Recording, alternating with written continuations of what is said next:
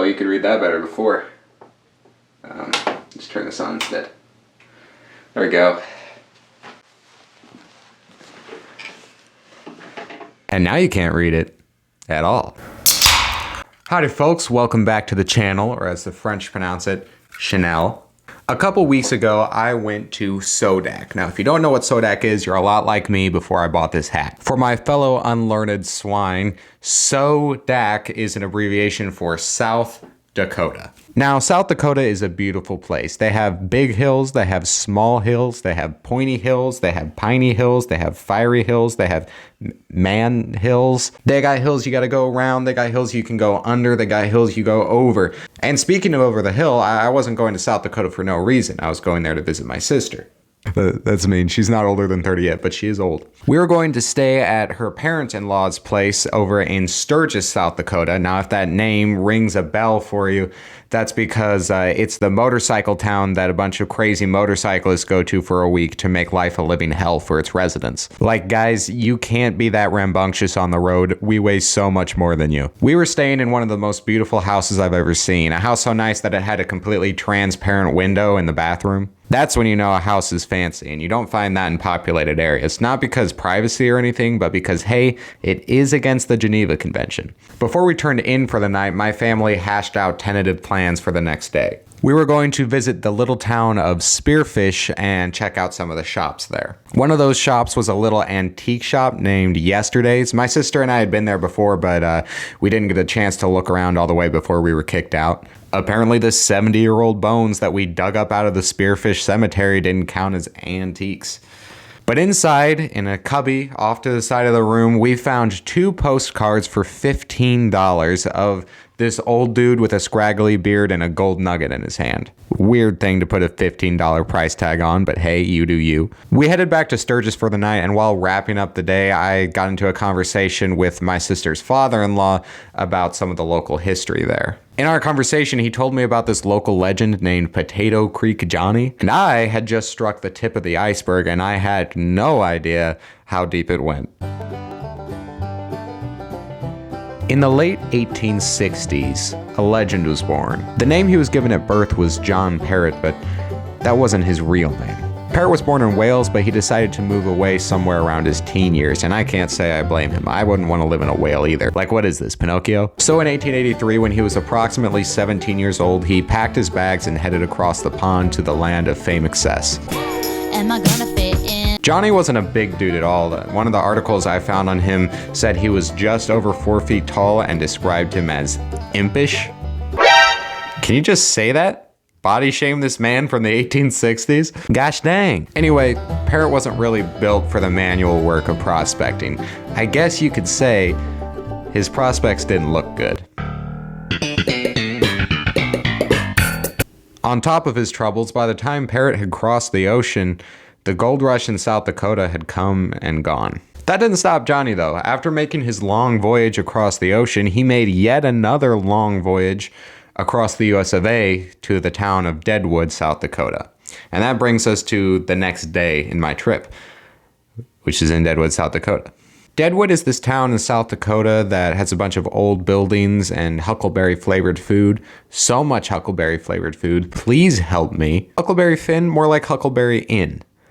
My stomach, okay? We stopped in a couple antique shops and souvenir shops. In case you couldn't tell, I like antique shops, okay? Leave me alone. Within one of these shops was a whole booklet of postcards, and my sister and I flipped through them until we found a particular postcard that we weren't expecting. A picture of a prospector labeled Potato Creek Johnny, and on the next page, another picture of Potato Creek Johnny, which was the postcard we had seen before in Spearfish. It was just him when he was a little older. Up until this point, I didn't know that Potato Creek Johnny and the overpriced postcard were even connected, and now it's all starting to come together. Those of you watching who care anything for statistics know that 3 times make a pattern, and this is the 3rd time that Potato Creek Johnny, one of the funniest names I've ever heard on a human being, by the way, has just cropped up unprompted in my visit to South Dakota. Mind you, I've been to South Dakota before. Heck, I've been to all of these cities before. My sister lives here. I know this place like the back of my sister's hand. So I guess not that well, but like I've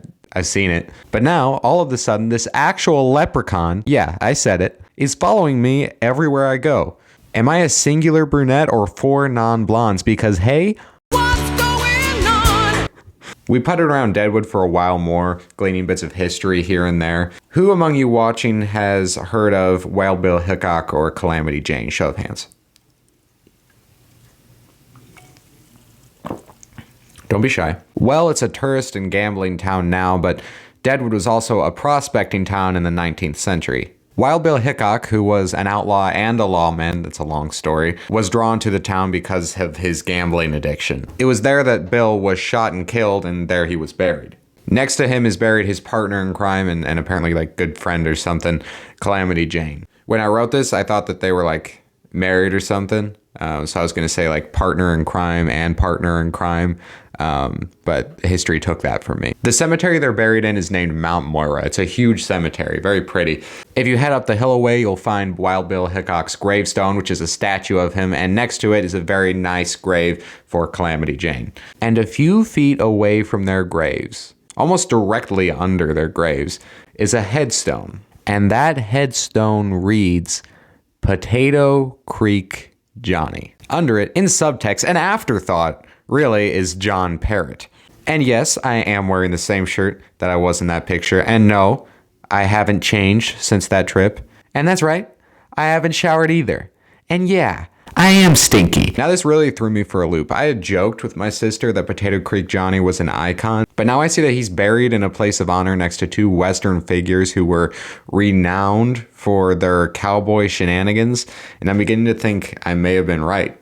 But like, why though? Why is he famous? I figured I ought to look the dude up, and putting him into Google, what came up was a pub in Illinois, only about 3 hours from where I live actually, so I'll put a pin in that. But Johnny doesn't even have a Wikipedia page. I had to do some searching just to find out information about him. After making his way out to Deadwood, he didn't get into the prospecting game until years later. I guess you could say he was only a prospective prospector until then. I didn't repeat the joke, it was slightly different. When he finally got into a game, he found a spot on Potato Creek for prospecting, so that's what earned him his name.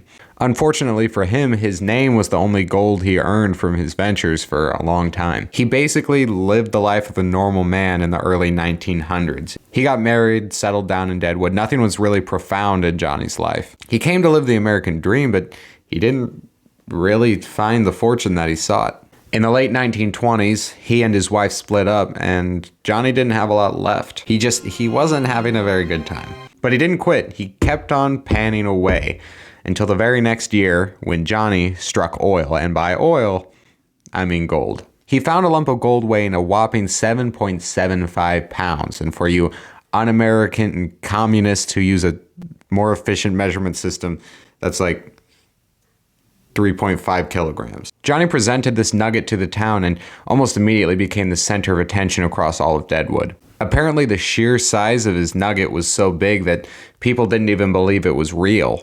A few townsfolk even accused him of stealing gold from his neighbors and melting it down into a single nugget, but these accusations never went anywhere. Johnny sold the nugget shortly after in 1934, getting about $250 for it. Now, in today's money, that would be about 4,000 USD. Now, just think, when was the last time that someone became famous for making $4,000? That's like a little less than I have in my savings account, and I'm a young person who works a minimum wage job. But hey, at least we know why he's famous now. With this knowledge, we made our way back down the hill to the main part of Deadwood. There we came to a quaint little museum right off of Main Street. There was a lot of wacky stuff in there. Like one of the exhibits was this carved wooden winter scene of a bunch of naked women shivering in the cold.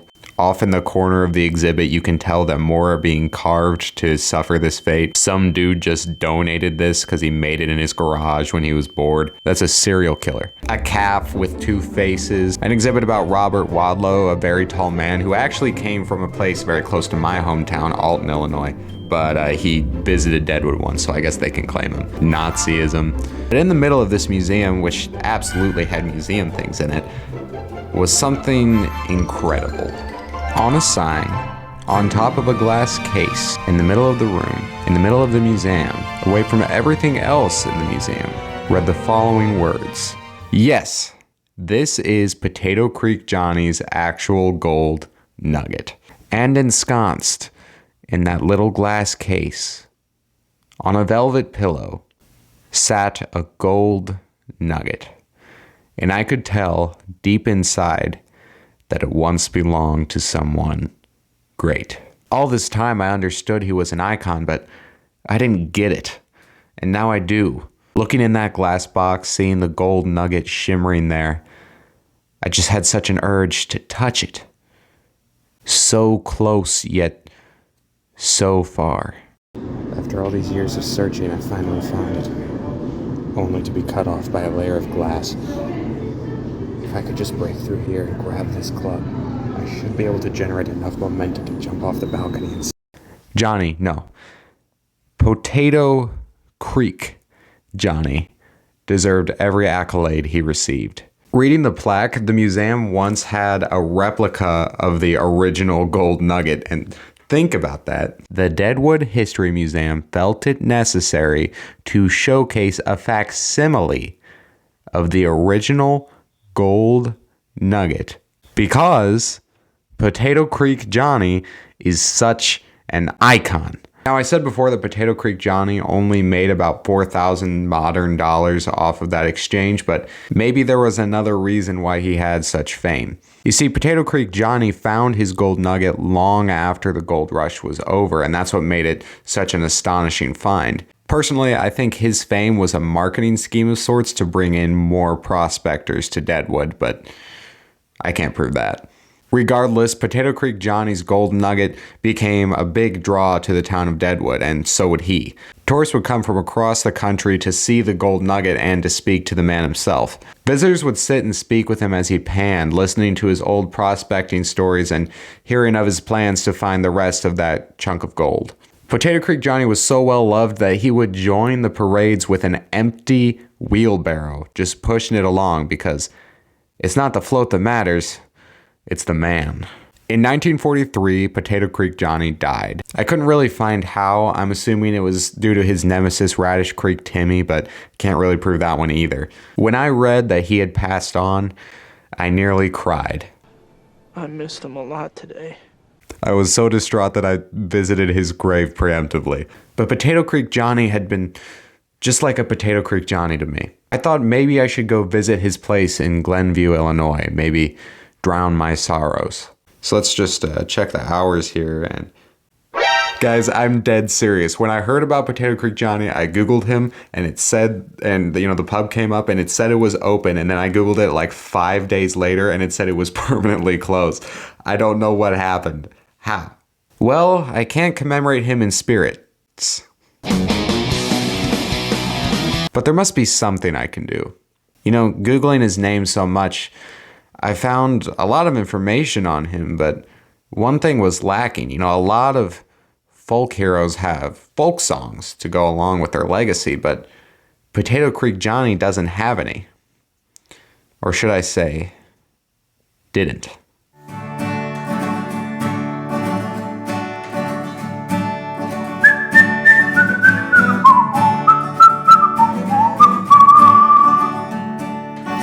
Named Johnny headed out to Deadwood cause he had it in his head to pour all the spec that he could. Well, he found a good spot by the name of Potato Creek, and what he found panning in that river made him weep. Potato Creek Johnny was mighty tickled when he found a lump of gold while he was sitting through the trickle. So he packed up his pen and went to show it to the town, and before he knew what happened, there was people bound down. The town of Deadwood catered to his liking cause Potato Creek Johnny had become an icon. Just didn't have a wife, but he had a lump of gold. So if money can't buy happiness, I guess he wasn't told. Potato Creek Johnny was mighty tickled when he found a lump of gold, but he was sitting through the trickle. So he packed up his pen and went to show it to the town, and before he knew what happened, there was people bound down.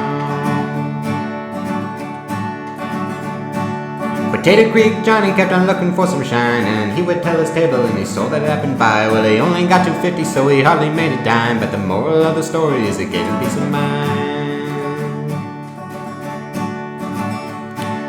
If Johnny has a single fan, I would be the one, and if Johnny has no fans at all, I guess I'm dead and gone. Of all our nation's heroes, whether they be great or small, Potato Creek Johnny, the Potato Creekest of them all.